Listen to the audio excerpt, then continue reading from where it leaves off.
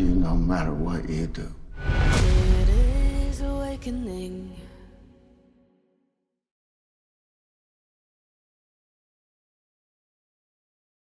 All right. Hey, Nikki, how you doing today? My Love, name I'm good, thanks.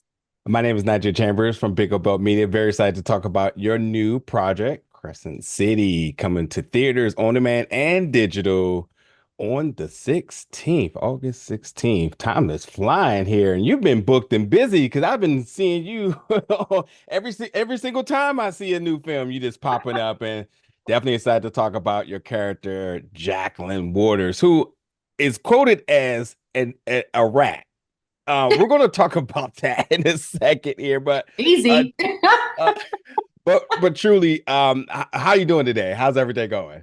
Really good, love. I just came off a project actually out in Vegas where it was 120-degree heat. Don't even go there with me. Night shoots. I'm exhausted. But other than that, we shot this Crescent City a year ago. I'm Yeah, so glad to finally see it coming out and people watching it and experiencing the movie and what they think of it. And yeah. and yeah, I love it. Jacqueline, and she's a hot mess.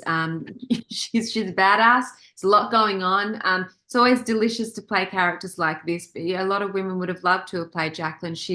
There's so much going on with her. And RJ is a dear friend of mine. I'd made my first movie in LA 17 years ago with him. So when this came around, he goes, "I see you as Jacqueline." I'm like, is that a good thing or a bad thing? But anyway, so we sat down and had coffee, and I was like, she is a wild, fun girl to play. So, and obviously being surrounded by some pretty incredibly talented men, it's kind of a no-brainer when you Yeah, say stuff like this.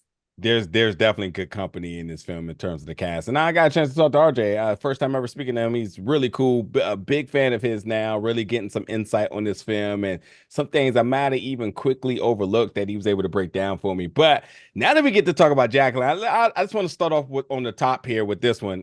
Is she a good or a bad person, or in the latter, in between, as misunderstood? You know, in life, I think we're all a bit of good and bad. Really, we are. And so, depending on what kind of trauma, what kind of childhood we've had, or what we've been through in our lives, will usually manifest in our subconscious and come out in our lives. I think ultimately, she has a good heart. She's troubled. She's troubled. She's panicking. She's in survival mode. She's making poor decisions. She needs to feel good. We won't go into that, but she's making decisions from a unhealthy place, which we do as humans. So do we love her or hate her, or is she naughty? I don't know. She's a bit of everything. She's your typical woman. We're all sort of like this. Yeah. In her case, she's pretty hardcore. She's, in a space of male-driven space where everyone's pretty hardcore, but she is hardcore. So she kind of fits into that world. There's many layers to her. So, as you see the thing as it unravels over time, I don't know, do you feel sorry for her? Do you not? It's everyone takes away their own experience with her. And as an actor, like different actresses would have made you feel different ways about Jacqueline. That's the fun. It's just how it is. You know what I mean? That is one hell of a point. That was my conflict because obviously, in so many of your previous projects, even the Flood too, you just tend, which is like a film where everybody's basically trying to walk amongst each other to survive at this rate. Like you never know who's going to cross who in order to get out of the predicament. But I agree. There is a moral conflict as a viewer or critic when it's an actor or actress that you like. I like that person. I don't see the bad in them, even though I should. And that's where I want to see, like, is she a good person or bad person? Because I agree. I think we're all conflicted at times, with some good and some bad in our lives. And that's kind of where I was riding that with her. But then here's where it really gets interesting because for everything I see and everything I may even may be projecting, do she truly have feelings for Brian? Or do you go back to your statement of her just needing to feel good? There's that.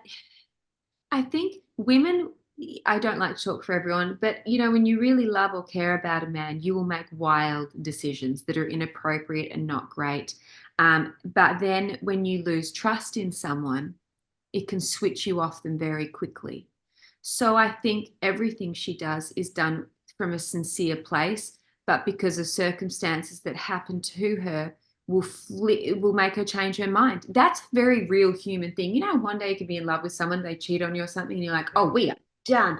That's life. That happens. So yeah, I think for the most part, unless it's a super maniacal person that's really twisted, most of the things we do on a day-to-day basis, we believe, if we can't see the trauma, is real. And in the moment, it is real. I think she does. I really think she does.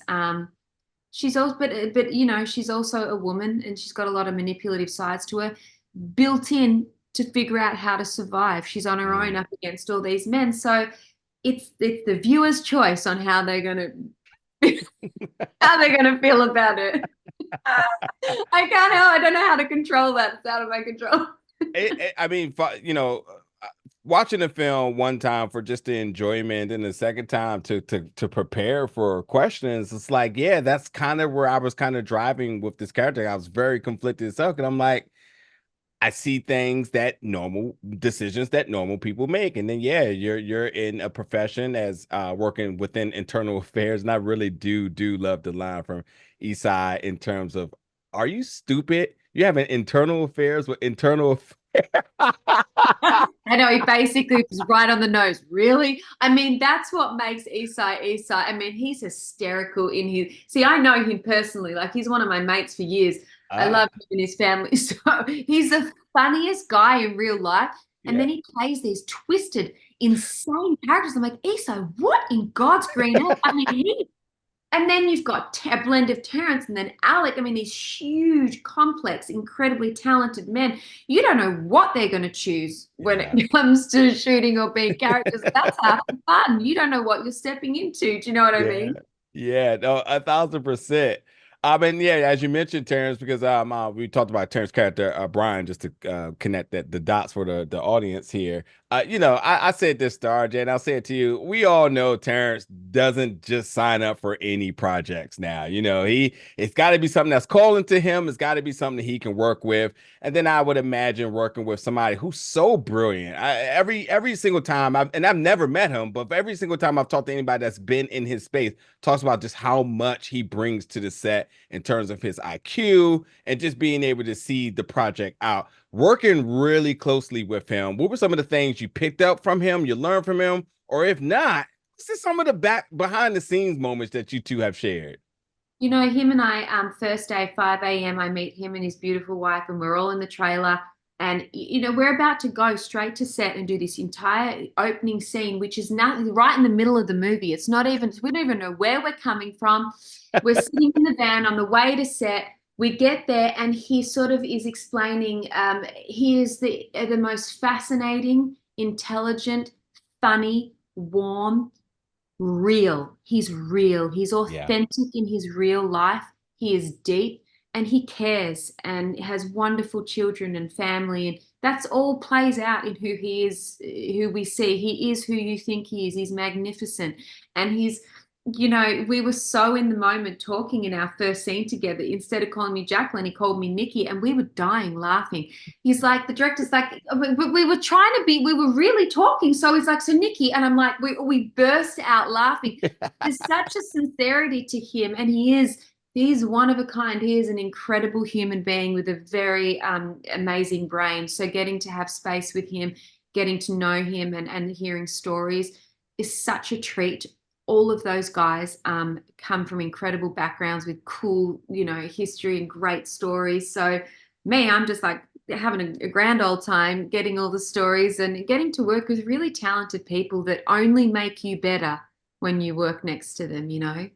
I love to hear that. And you really have been around so many different folks from so many different backgrounds and facets of life, which is just really watching your career grow has really blossomed you into one of those people that I absolutely sort out when I see another project is attached to your name. With that being said, I do have to wrap. And I know you said you got something that you did in Vegas. Is there anything else you may be able to hint at for my fandom right here for you? Yeah, it's so beautiful. Thank you very much for saying that. I've got a bunch of things coming up, some crazy movies, you know me, like some weird stuff coming out, all sorts of different levels. I'll let you see what but we'll start with Crescent City and crazy old Jacqueline. So thank you so much, love. Absolutely. Crescent City comes to theater on demand and digital August 16th. Nikki, it's been a pleasure. I'll be talking to you soon. You got it. Thanks, love. Thank you. Take care. Bye.